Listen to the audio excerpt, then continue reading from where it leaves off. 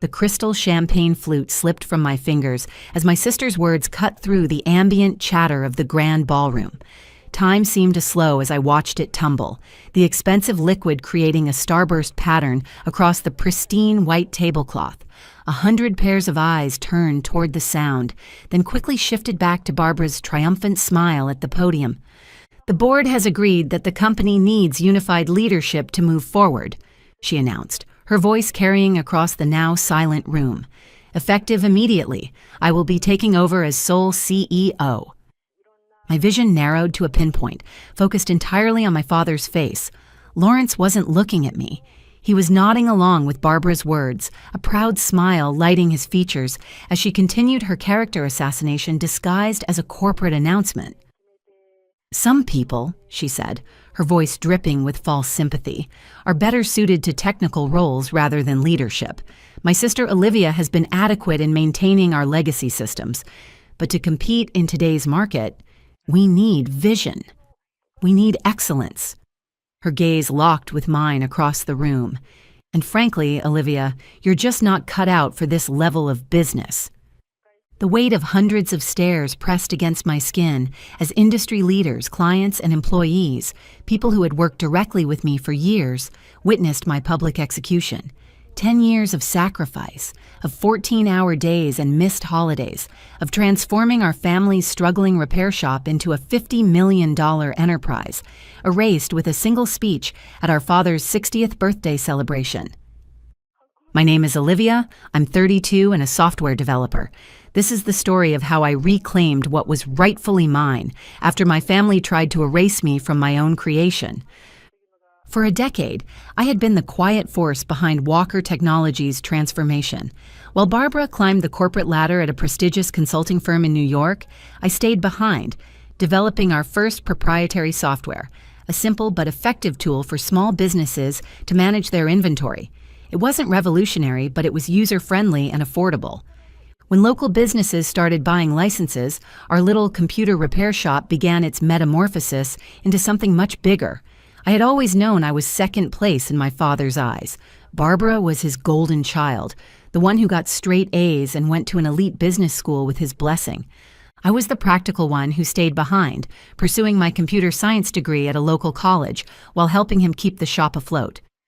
"Olivia, you're wasting your potential here," Barbara would say during her occasional visits home, her designer handbag casually dropped on counters, still sticky with thermal paste from my latest repair job.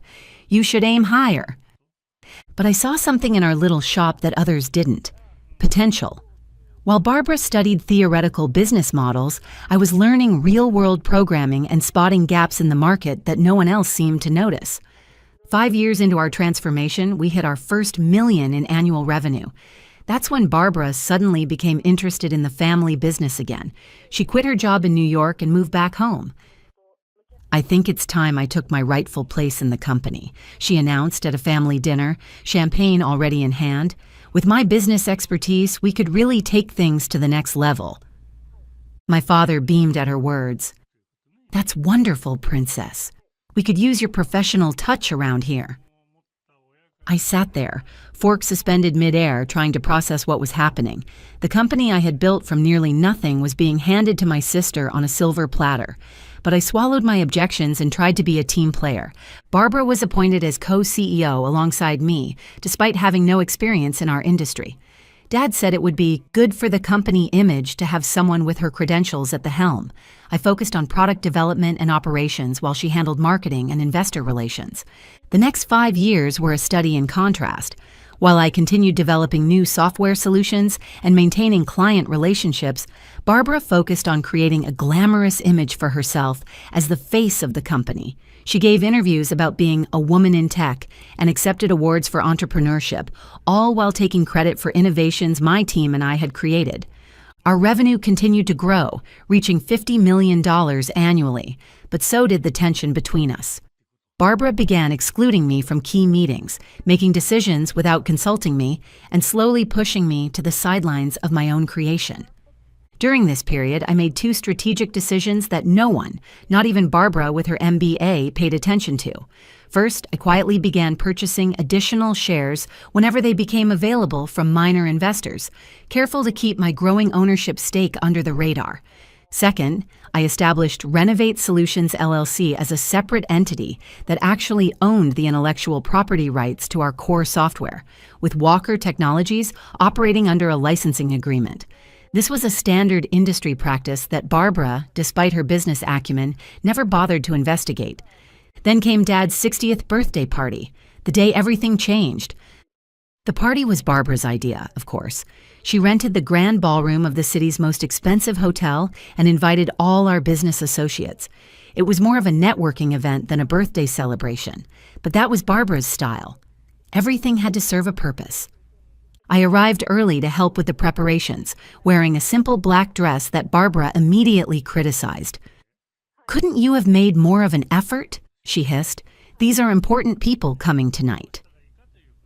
As I sat there, watching the champagne soak into the tablecloth after Barbara's announcement, a strange calm settled over me.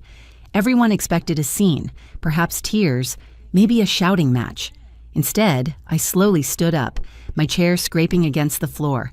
The sound echoed through the ballroom like a gunshot. I walked to Dad's table and placed a small, wrapped package in front of him. "Happy birthday, Dad," I said quietly. Then I walked out of the ballroom, head held high, leaving behind the whispers and stares. That night, as I sat in my home office surrounded by awards and patents that bore my name, I made a decision. Barbara thought she had won, but she had forgotten one crucial detail, something that would turn her moment of triumph into the biggest mistake of her life. My fingers flew across the keyboard until 3 a.m., crafting emails that would change everything. I sent detailed messages to our key clients explaining the licensing situation, included documentation proving my majority ownership, and outlined how the company would operate under my sole leadership with guaranteed continuity of service. To our loyal employees, I sent a separate email revealing Barbara's plans to restructure departments and cut the very teams that had built our success. A small smile played on my lips as I finally hit send. Tomorrow would be interesting indeed. After all, there's more than one way to run a successful business, and I had learned more in 10 years than Barbara had learned in all her fancy business classes. The next morning dawned bright and clear.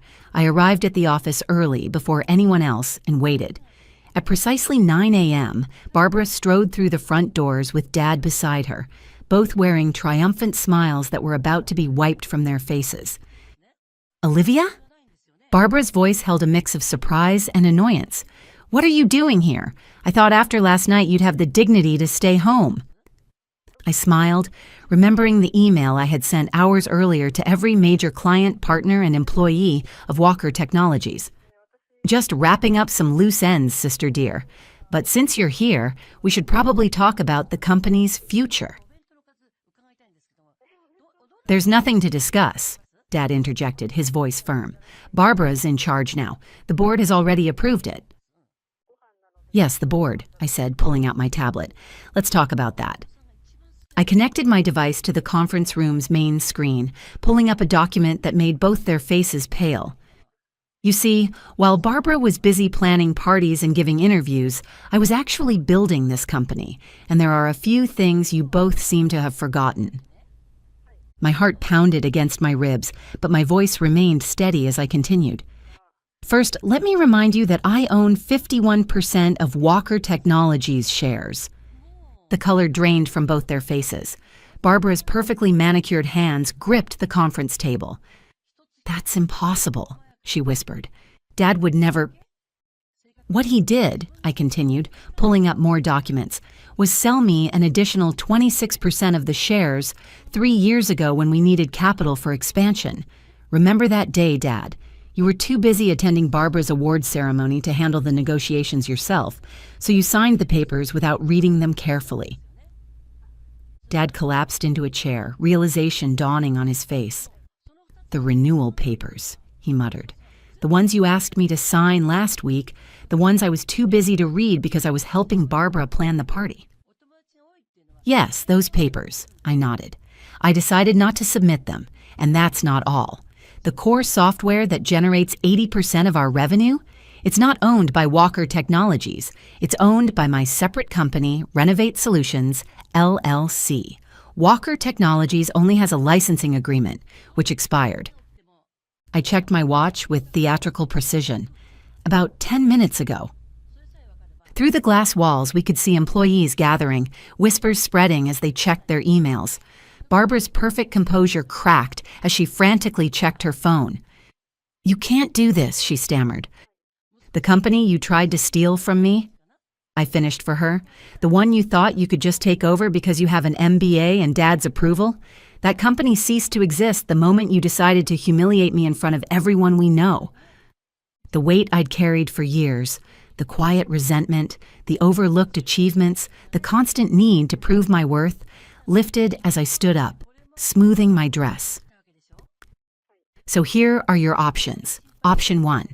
I walk away with my shares, my software, my clients, and my employees. Walker Technologies becomes an empty shell, and you can explain to all those important people you invited last night why the company's value dropped to 0 overnight. Dad's face had aged 10 years in the last 10 minutes. And option 2? He asked weakly. Option 2, you both resign. I take full control of Walker Technologies. You keep your shares as silent partners, receiving dividends but having no say in operations. Barbara gets a nice severance package and glowing references for her next job, somewhere far away from here. Barbara's face had turned an interesting shade of red. "You planned this all along, didn't you? You've just been waiting for the right moment to stab us in the back." I laughed, but there was no humor in it. "No, Barbara. I spent 10 years trying to be a good daughter and sister while you both took me for granted. I built this company from nothing while you collected accolades for my work. I only planned this." I checked my watch again. "About 12 hours ago after you called me worthless in front of everyone we know." My phone buzzed. Another client termination notice. Our top client was threatening to pull their business unless leadership was stabilized immediately, exactly as I had anticipated, based on the documentation I had provided them about the licensing situation. "Time's running out. What's it going to be?" The next hour was a blur of paperwork and lawyers. By noon, I sat alone in what was now truly my office, looking out over the city. The company I had built was now officially mine, but the victory felt hollow. Family relationships lay in ruins around me, trust shattered like dropped crystal. Mom came to see me that evening, her eyes red from crying. She'd always tried to balance my father's favoritism, quietly supporting my technical interests, even while she stood by as he lavished attention on Barbara. During the worst of the power struggle with Barbara, she had remained painfully neutral, unwilling to challenge Dad's decisions, even when she disagreed. "Did it have to end this way?" she asked softly. "They gave me no choice," I replied, my voice gentle but firm. "They would have taken everything I built and discarded me without a second thought." She nodded slowly, understanding but sad. "What happens now?" I showed her the plans I had already drawn up, expansions, new product lines, innovations I had been holding back. Now I build something even bigger, but this time I do it without having to carry people who see me as worthless. Over the next year, Walker Technologies, under my sole leadership, tripled in value. Barbara found a job with a startup in Silicon Valley, humbled but hopefully wiser. Dad retired, finally understanding that his golden child had nearly destroyed his legacy. We see each other at holidays now, maintaining a polite distance that masks wounds that may never fully heal. Mom has become the family mediator, arranging our occasional dinners where we stick to safe topics and avoid any mention of the company. Sometimes, late at night, I look at old family photos and feel a twinge of sadness for what we lost. But then, I remember that night at the birthday party, the look of disdain on Barbara's face, the way Dad nodded along with her cruel words. In business and in family, respect is earned, not given. They learned that lesson too late. As for me, I learned that sometimes the quiet ones, the ones dismissed as worthless, are the ones you should watch out for, because we're the ones who know how to build something from nothing, and how to take it all back when others try to steal it.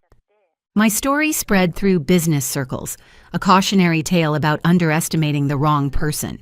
These days, when I attend industry events, I often catch whispers. That's Olivia Walker, the one who... They never finish the sentence, but they don't have to. My success speaks for itself. Last week, I received an invitation to speak at Barbara's Business School's graduation ceremony. The topic, Hidden Strengths, the Power of Underestimated Leaders. I accepted the invitation with a small smile, already planning my speech. After all, I have quite a story to tell. The company continues to thrive under my leadership, but more importantly, I've found peace with my decisions. Sometimes the strongest message you can send is simply proving people wrong. And sometimes the best revenge isn't about destroying others. It's about rising so high that they can't help but see their own mistakes. As I write this from my office overlooking the city, I'm reminded of something my mother once told me. Success is the best revenge, but wisdom is knowing when to stop seeking revenge and start seeking growth. She was right. I've moved past the need for revenge now. These days, I focus on building something meaningful, something that will outlast all the petty jealousies and family dramas. I still keep that wrapped birthday present I never gave Dad, a photo album of the company's journey from that tiny repair shop to what it is today. Maybe someday, when the wounds have healed enough, I'll finally give it to him. Until then, it serves as a reminder that our greatest strengths often come from the very things others underestimate about us. The tinsel still twinkled when my sister's voice cut through our Christmas morning. "We had a family vote," she announced, looking around at everyone like she was the star on top of the tree. "And we all decided that Sophia is no longer our sister." The room didn't go quiet. Instead, my cousin Tyler clapped super loud like it was the funniest joke ever. Uncle James raised his mug of hot chocolate in a toast. Even my mom, Emma, the one who always says she loves me more than all the stars, giggled a little. "Well," she said, still wearing that plastic smile, "someone had to say it." My dad, Daniel, just took a big bite of his Christmas cookie and mumbled, "Probably for the best." It felt like a mean play, and they'd all learned their parts perfectly. My throat tightened like I'd swallowed a snowball. "You guys really planned this for Christmas?" Emma's smile stretched even wider, feeling yucky like old candy. "You've been nothing but a bother for ages, Sophia. We're done pretending you're one of us." Mom nodded, reaching for the plate of gingerbread men like we were talking about the weather. "It's all settled." I looked around the circle of faces. Not one person looked sad. Not one person said, "Hey, that's not kind." My fingers trembled, but I kept my face calm. I reached into my backpack. "Well," I said, pulling out a thick red folder and plopping it right on the rug in front of the Christmas tree. It landed with a soft thump, but it sounded like a loud crash in the suddenly quiet room. Emma blinked her sparkly eyelids. "What's that?" I shrugged, trying to act cool even though my fingers were wiggling nervously. "Why don't you take a peek?" She snatched it up, flipped open the cover with a mean little grin, and then her face went as white as Santa's beard. Her eyes got huge and round like Christmas ornaments. She turned a page and let out a scream that could have scared the reindeer right off the roof. Emma's scream was still echoing when my older brother Noah grabbed the folder. He didn't say a single word, just opened it and started reading. His face went all floppy, his mouth hanging open like he'd forgotten to close it. His eyes were glued to the pages like they were covered in sticky candy. The room that was just filled with mean cheers was now so quiet you could hear the fire crackle in the fireplace. "It's all true," I said, my voice not shaking anymore. "Every word, every picture." Mom's mouth opened and closed like a goldfish. Tyler stopped unwrapping his race car. Even Uncle James carefully put down his mug. "You want to know what's in that folder?" I asked, my voice a little stronger now. "Okay, but first you need to know why I made it." I took a deep breath, feeling steadier with each word. This didn't just happen today on Christmas. It wasn't a surprise from Santa. It happened little by little, mean thing after mean thing. Emma, my perfect on the outside sister, was always the Christmas angel everyone loved best. Perfect curls, perfect smile. And she could tell fibs better than anyone could wrap presents. She never did anything wrong, according to them. And me? I was just quiet, Sophia, the one they always asked for stuff. Not because they loved me, but because I never said no, not even at Christmas. I paid for everything I wanted. My own art set, my new snow boots, Emma's fancy ice skates. Half of that came from my piggy bank, Dad's new fishing gear he got last spring. Yep, that was me too. Even Aunt Carol's giant credit card bill, like a mountain of wrapping paper. Gone, just like that. Tyler's super cool drone. My birthday money from Grandma. All those times they said, "Oh, Sophia will help." She's so responsible. It wasn't because I was responsible. It was because they knew I wouldn't say no, especially at Christmas. Until one time, Emma wanted me to give her all my Christmas money so she and her friend could buy matching friendship bracelets. I said no. Nicely, but still no, even though it was almost Christmas. That's when the quiet started. They stopped talking to me as much. Mom stopped asking about my Christmas drawings. Dad just grunted when I said Merry Christmas. Suddenly, I was the one on the naughty list. So I started keeping track of everything. Every time they asked for money, every time they said something mean. I saved emails, texts, even drew secret pictures of things in my notebook. I had a whole timeline of who asked for what, when, and why. I even had a secret chat where Emma called me her personal ATM and said I was too dumb to say no, especially at Christmas.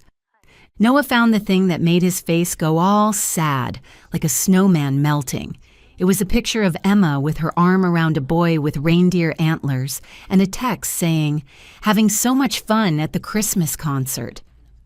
But Emma had told Noah she was staying home because she had a tummy ache. Noah looked up at Emma, his eyebrows all squished together like he was trying to figure out a puzzle. "Who's this?" he asked quietly. Emma's eyes darted all around the room, at me, at Noah, at the picture. Her mouth opened, but no sound came out. Just air, like a deflated Christmas balloon. "Don't start," she finally snapped, her voice shaking a little like a jingle bell about to fall off the tree. Noah didn't even blink. "You said you were helping Mrs. Peterson decorate her house.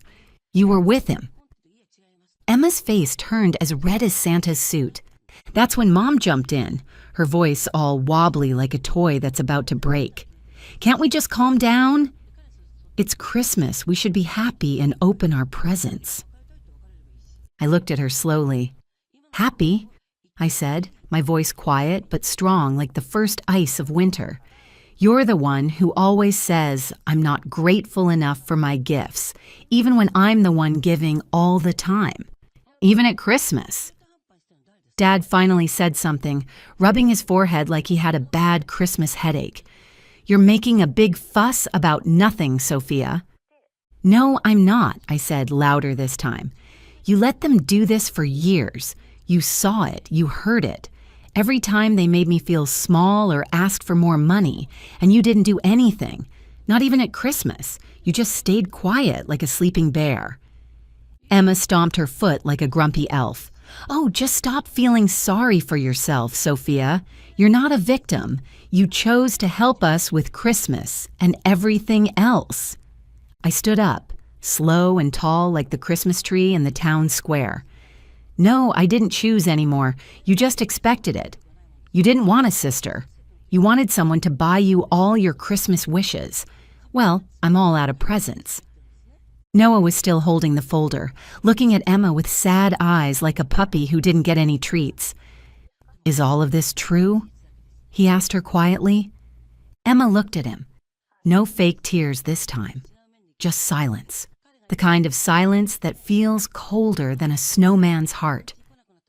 "You told me she was making things up," Noah whispered, his voice barely there.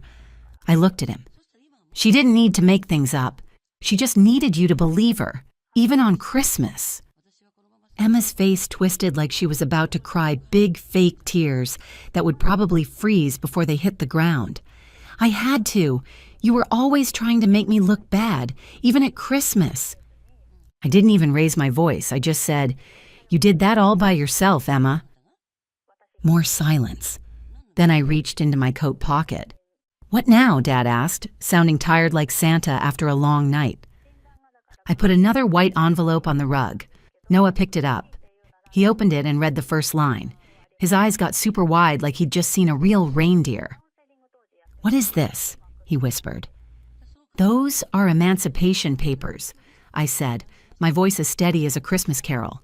"They say that Mom and Dad can't make any choices for me anymore. They can't see my school reports, and I don't have to call them if I get a boo-boo at the playground. Every grown-up string I had to this family, gone, signed, done, even on Christmas."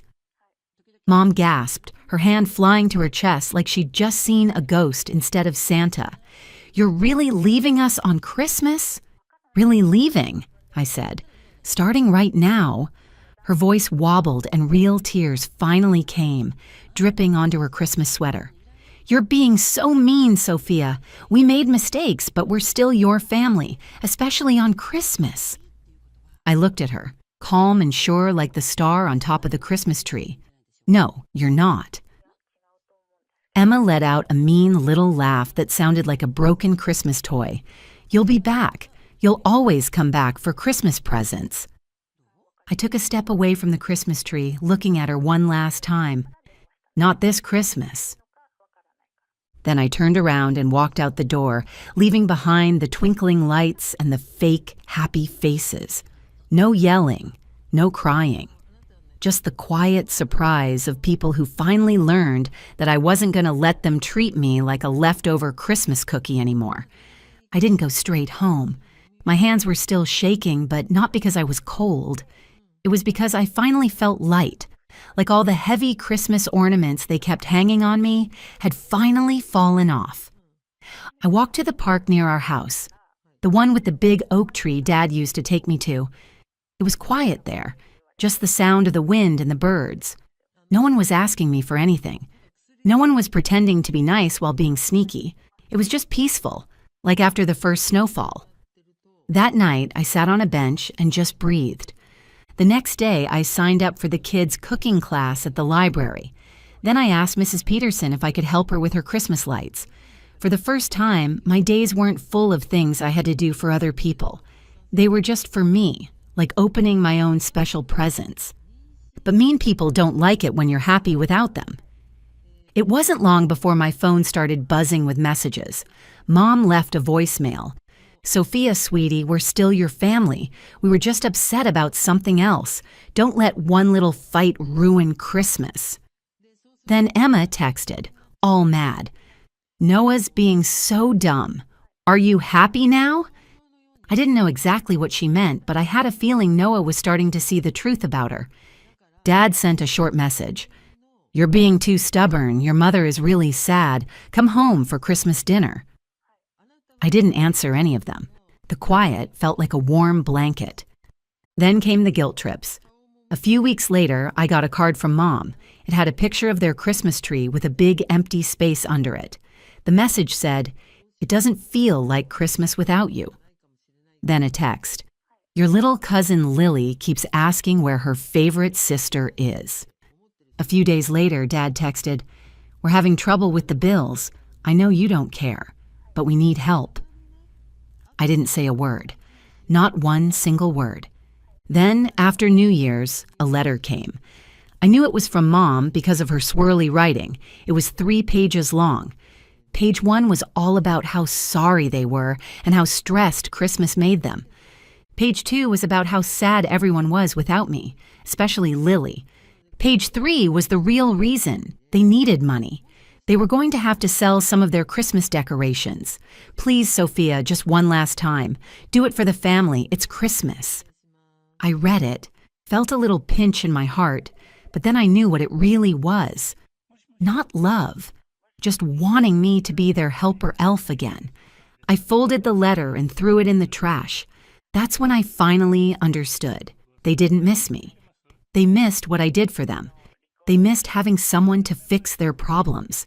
So I packed my favorite books and moved to the little room above Mrs. Peterson's garage. New town, new air, new keys to a place that was just mine, like my own little gingerbread house. I got a job at the local toy store, which was the best job ever. I started sleeping all night without my phone buzzing with their problems. I blocked their numbers, their emails, everything. For the first time, I wasn't waiting for the next bad thing to happen. I felt as light as Santa's sleigh, and with that lightness, something wonderful happened. I started doing things I loved. I joined the school art club. I started making my own Christmas ornaments. I made new friends who liked me for my silly jokes and my drawings, not for what I could buy them. Then little messages started coming through from other family members. Somehow, they found ways to reach me. My cousin Tyler texted, "I didn't know you paid for my video game. That wasn't cool of us." My brother Noah sent a message. "You were right about Emma. We're not together anymore. Thanks for showing me the truth." I didn't need their sorries, but it felt okay, like getting a small, unexpected gift. Then the last little whisper from the past. A postcard from Mom, just 3 words in shaky writing. "Merry Christmas, Sophia." No sorry, no big explanation, just that. I looked at it, waiting for the sad feeling to come back, the feeling that always made me want to help them. But nothing came. No sadness, no anger, just quiet, like the snow falling outside. I threw the postcard away, washed my hands, and decorated my little room with my own handmade ornaments. This is my story because, for the first time, I'm not just trying to get through Christmas. I'm actually happy. Was I too cold? Or was I just finally done being the only one carrying the big bag of presents for everyone? I don't know, but I do know this. I'm free. And this Christmas, that's the best present of all. My ears began to ring, a high-pitched whine drowning out the surrounding chatter as my sister Rachel's words cut through the festive air of our parents' ballroom. "I have a special announcement," she said, her voice amplified by the microphone. "Dad has given me the most incredible gift, Nicole's house." The champagne in my mouth turned bitter. I forced myself to swallow as a cold wave of disbelief washed over me. The room seemed to tilt sideways as relatives and business associates paused mid-conversation. Their expressions cycled from confusion to surprise to awkward excitement. Some avoided my gaze while others stared directly at me, waiting for my reaction. The house I'd purchased after working 80-hour weeks for years, my sanctuary, was being gifted away at my own birthday celebration. I dug my fingernails into my palm, the sharp pain keeping me from shouting across the room. My mother's smile beamed with unmistakable pride as she squeezed Rachel's shoulder. My father studied his wineglass, deliberately avoiding my gaze as scattered applause broke the momentary silence. "Since Nicole is always at the office," Rachel continued, her voice dripping with false concern, "she doesn't really need such a big house. I'll put it to better use." Her eyes found mine across the room, a subtle smirk playing at the corner of her lips. "My name is Nicole. I'm 28, and I helped build my family's hotel empire. This is the story of how I reclaimed not just my house, but my dignity. I had always been the responsible daughter, the one who sacrificed while my younger sister Rachel, now 25, cultivated her Instagram persona. For years, I'd canceled plans, worked holidays, and postponed relationships to help run Vance Hotels, the boutique empire my father Harold had built from nothing. Meanwhile, Rachel flaunted designer purchases and European getaways without contributing anything of substance. The first time I noticed something was wrong was during a quarterly financial review 3 years ago. I'd stayed late, poring over spreadsheets in the conference room, when I noticed an odd pattern of expenses categorized as digital marketing initiatives. When I asked our accounting department about it, they referred me back to my father. "Your sister's social media presence is part of our brand strategy," he explained when I confronted him, not even looking up from his computer. "The board approved it." "The board meaning you," I said, trying to keep my voice steady. "Dad, she's posting bikini photos from Santorini. How is that marketing our family-friendly hotels?" He finally met my eyes then, his expression hardening. "Nicole, you have to understand this business requires sacrifices," he said, the words I'd heard 1,000 times before. Your sister connects with a demographic we need. Not everyone wants to stare at spreadsheets all day. I bit my tongue and left his office, the familiar sting of dismissal burning in my chest. Meanwhile, every time I brought up Rachel's spending to my mother Judith, she waved away my concerns. "Your sister is young. Let her enjoy life. She'll mature eventually," she would say, her tone dismissive. But at 25, Rachel still lived in our parents' mansion, her only job being her social media presence. Everything changed 6 months ago when I met David, our new financial advisor. Sharp-eyed and methodical, he noticed discrepancies in our financial records almost immediately. One afternoon, he stepped into my office and quietly closed the door behind him. "Nicole," he said, his voice careful and measured, "I've been reviewing the accounts from the past 5 years. Did you know your sister has spent over $2 million of company funds?" My hands froze over my keyboard. "What?" He laid several documents across my desk: travel expenses, designer clothing purchases, lavish parties, all meticulously categorized under marketing expenses. "She claims she's the brand's social media image," David explained, his finger tracing down columns of numbers that made my stomach clench. "But I can't find any correlation between her posts and our booking numbers. In fact, the demographic analysis suggests her content may be alienating our core family customers." I leaned back in my chair, the reality sinking in. Show me everything. That night, I confronted my father in his study. His response left me hollow. "I know, Nicole. I approved those expenses." $2 million in personal spending? Are you serious? The betrayal felt like acid in my throat. My father removed his glasses and let out a slow sigh. The desk lamp cast harsh shadows across his face, aging him beyond his years. "Look, you have your way of contributing to the company and she has hers." "What exactly is her contribution?" I asked, my voice rising despite my efforts to stay calm. "Because I manage operations, negotiate contracts, and handle client relations while she posts selfies from 5-star resorts." He slammed his hand on the desk. "Enough! I've made my decision. The marketing budget is not your concern." That conversation stripped away the last of my illusions. For years, I had worked tirelessly hoping to earn my father's approval, but the truth was painfully clear: I never would. David became my confidant over the next few months. Together, we quietly documented every irregularity, every questionable decision, every unnecessary expenditure. He also helped me understand something I had overlooked: my rights as majority shareholder. Years ago, my father had structured ownership that way for tax purposes, never expecting I would learn how to leverage that power. "You need to protect yourself," David advised as we reviewed documents late one night, the office empty except for us. His tie was loosened, sleeves rolled up as he spread financial statements across the conference table. "Your family is treating the company like their personal piggy bank." The light from his laptop cast a blue glow across his serious features as he pulled up another spreadsheet. "Look at these patterns.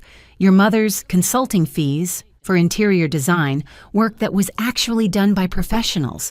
Your father's excessive business travel that coincides with golf tournaments." I rubbed my temples, fighting off a headache. "This is my family, David. What am I supposed to do?" "The same thing you'd do if it was anyone else misappropriating funds," he answered without hesitation. "Your responsibility is to the company, its employees, and its future." But that wasn't the worst of it. The following week, David sent me an urgent text to meet him at a coffee shop 3 blocks from the office. "They're drafting documents to transfer your house to Rachel," he told me, his expression grim. "I overheard your father's conversation with the legal team while I was reviewing documents in the conference room next door. They didn't realize I was still in the building since it was well after hours, and they were speaking loudly enough for me to hear everything clearly through the thin walls." I felt the blood drain from my face. "My house? The one I bought with my own money?" "Technically, you bought it with your company's salary. They're arguing it was a corporate gift and can be reassigned." His voice was gentle but firm. "They're planning to announce it at your birthday celebration next month." That night, I stared at my ceiling until dawn, watching shadows dance across the walls of the home I had worked so hard for. The one place I had built to escape my toxic family could be taken away with a simple signature. But David and I had a plan. Over the next few weeks, we worked late nights after everyone else had left the office, carefully preparing documentation and building our case. David risked his own position to help me, driven by a strong sense of professional ethics that I came to deeply admire. "What they're doing isn't just unfair to you," he told me. "It's a breach of corporate governance that could eventually sink this company." We communicated primarily through an encrypted messaging app, making sure to leave no paper trail that could be discovered.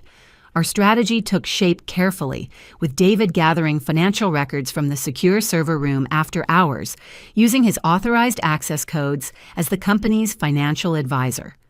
The moment of truth arrived on my 28th birthday. The following month, I arrived at my birthday celebration at my parents' house, mentally prepared for what was about to happen. Standing in the middle of the ballroom after Rachel's announcement, I felt a strange calm replace the initial shock.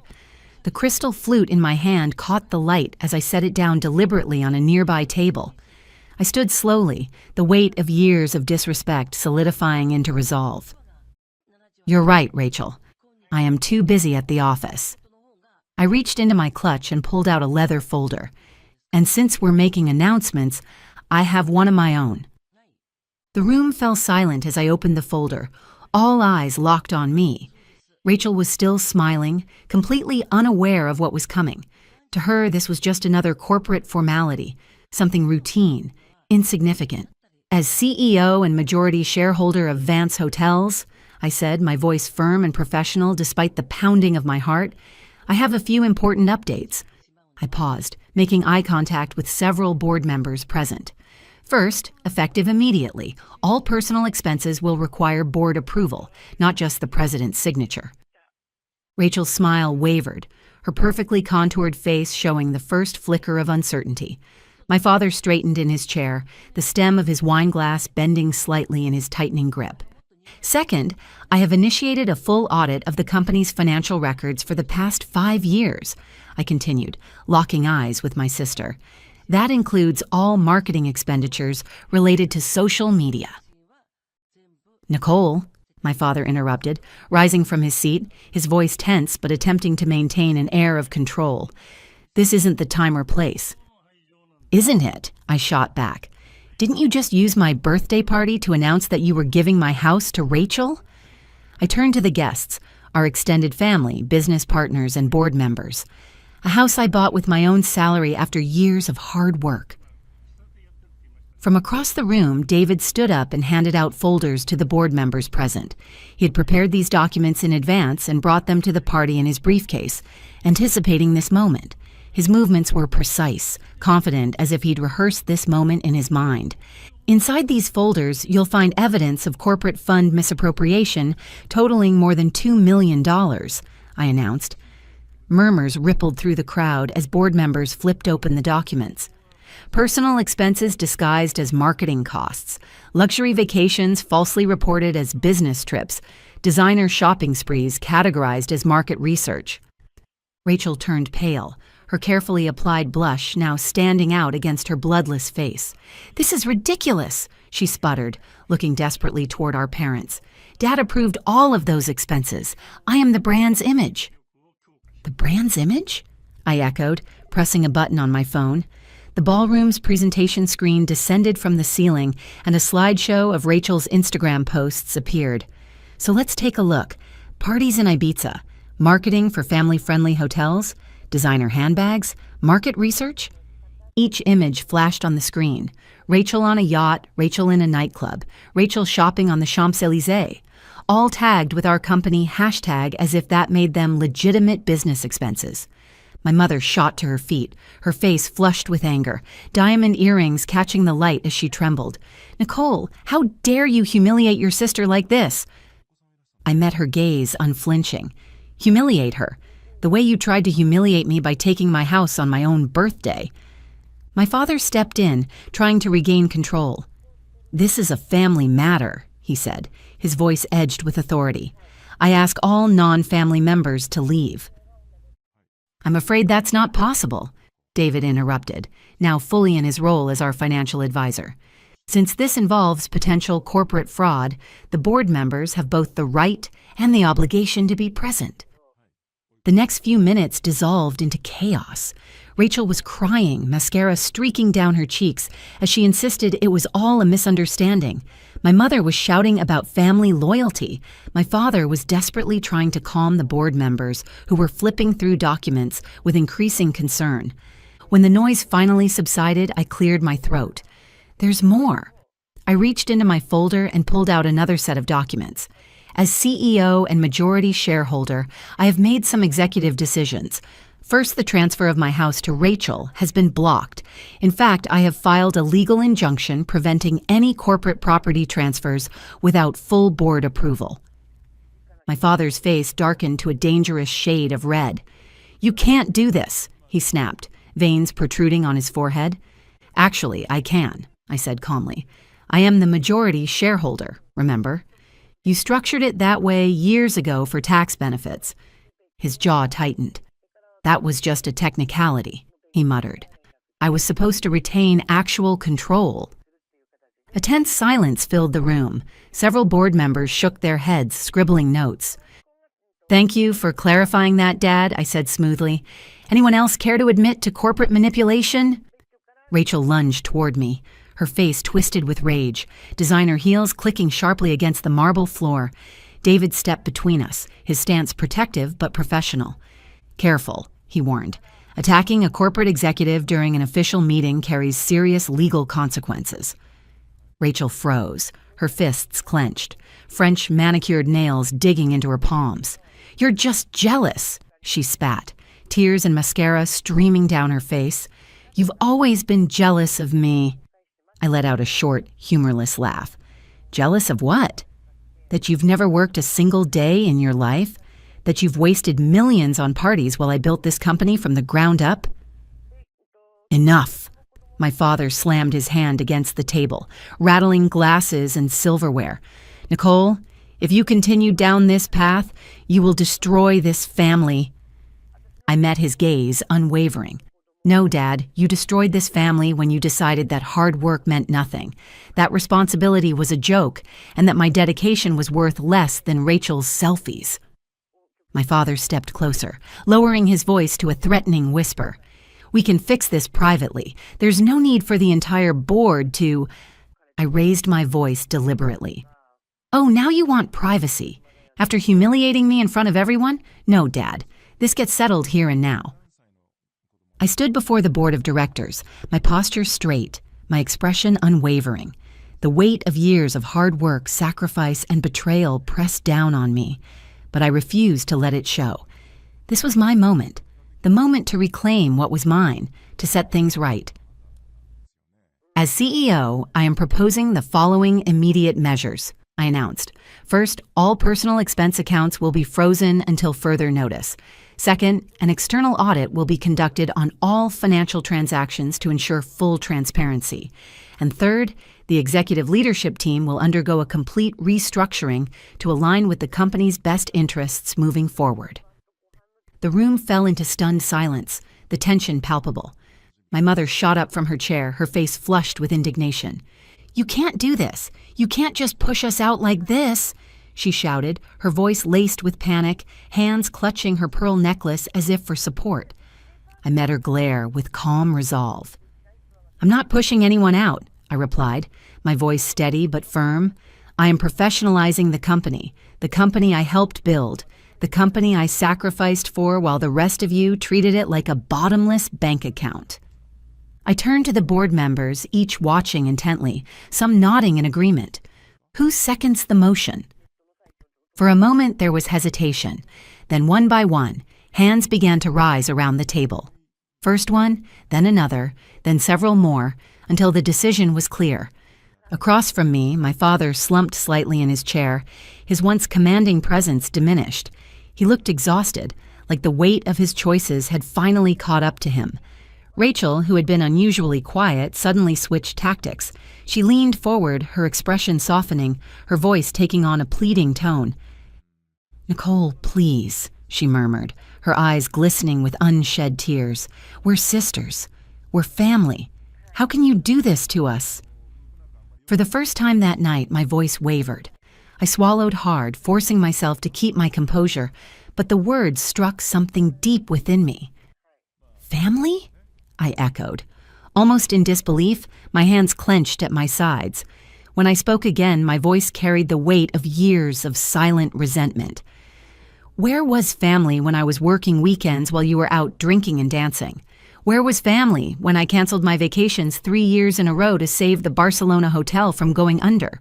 Where was family when you all decided that my house, the house I paid for with my own money, the home I built for myself, was just another asset to be gifted away?" The silence was deafening. David stepped forward then, placing another thick stack of documents on the table. His expression was unreadable, but his posture exuded quiet authority. "There's something else we need to discuss," he said. "The personal accounts." At those words, my father's face went pale. He gripped the edge of the table as if he needed the support to stay upright. In a voice barely above a whisper, he muttered, "Please stop." But I wasn't going to stop. Not now, not after everything. I squared my shoulders. "Why?" I asked, my voice sharp. "Because now everyone knows the truth?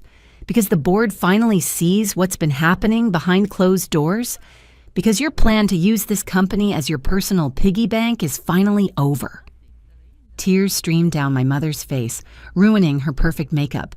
She shook her head, her voice trembling. "Everything we did for the good of the family." I let out a quiet, humorless laugh. "No," I said, shaking my head. "You did it for yourselves, because it was easier to give Rachel everything she wanted than to teach her how to stand on her own 2 feet.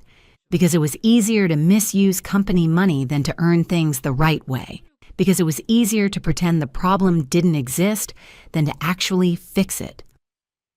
The following days were brutal as we began implementing the changes. The audit uncovered even more financial mismanagement than we had initially suspected. Rachel hadn't spent $2 million. She had blown through nearly $3 million. Lavish vacations disguised as business trips, designer shopping sprees labeled as market research, extravagant parties passed off as brand engagement. And my parents? They had hidden personal accounts quietly funded by the company for years, siphoning money away while I worked tirelessly to build our empire.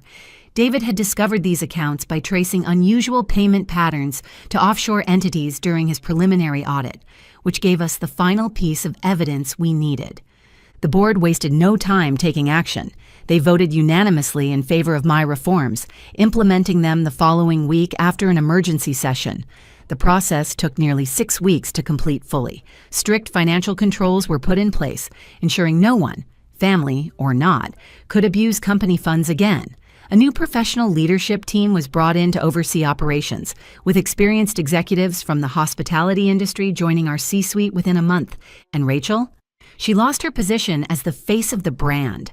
The marketing team immediately removed her content from our official channels, replacing it with imagery that better reflected our family-friendly values. With her access to company funds cut off, she was forced to move out of our parents' mansion and into a modest apartment that she could afford on her own. Days later, she stormed into my office, her face red with fury, her hands clenched into fists. She slammed the door so hard that the framed hotel photos on my wall rattled. "What the hell am I supposed to do now?" she shouted. "You ruined my life." I didn't even blink, continuing to sign the documents on my desk before looking up at her. "There's an entry-level position open in the marketing department," I replied smoothly. "Starting salary just like everyone else. You could learn the business from the ground up like I did." Her face twisted in rage. "You're awful. I hate you." I met her gaze, unshaken. "No, Rachel," I said quietly. "I'm the only one who actually cares about your future." She left my office in tears, slamming the door again on her way out. That night, I sat alone in my house, with a glass of wine, looking out at the city lights. For the first time in years, I felt a weight lifted from my shoulders. My parents eventually came to accept the new reality, though it took time. My father, after months of resistance, finally admitted something I never thought I'd hear.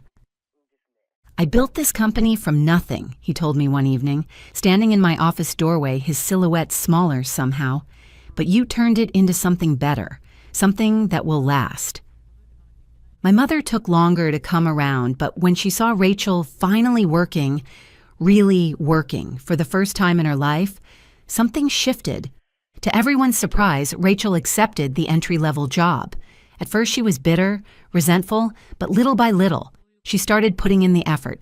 And to her own shock, she realized that she was actually good at marketing when she truly applied herself. 6 months in, she developed a campaign that increased our bookings by 15%. Legitimate results, not just vanity metrics. One night, my mother sighed, watching Rachel work late at her desk through the glass wall of the marketing department. Maybe we were too soft on her," she admitted, her voice quiet. "We thought we were protecting her, but—" "You were protecting her from growth," I finished for her, "from learning who she could really be." Now, 2 years later, Vance Hotels is thriving. Rachel has finally found purpose beyond just looking good for the cameras. She's been promoted twice based on her performance, and now leads a small team of her own. She eventually saved enough to buy her own condo, smaller than my house, but something she earned herself. My parents have learned to respect the boundaries of business and family. My father stepped down as president but remains on the board in an advisory capacity, while my mother no longer receives consulting fees for work she doesn't actually do. And me? I still live in my house, the one I worked hard for and fought to keep. It's not just a place to live. It represents my independence and the sacrifices I made along the way. But more importantly, I now run this company with the professionalism it always needed. There are no more blurred lines between family and business. I lead with the same dedication and focus I've always had, even when my efforts went unnoticed. Loving your family doesn't always mean giving in or letting them take advantage of you. Sometimes it means setting boundaries. It means making decisions that are difficult but necessary for your own growth.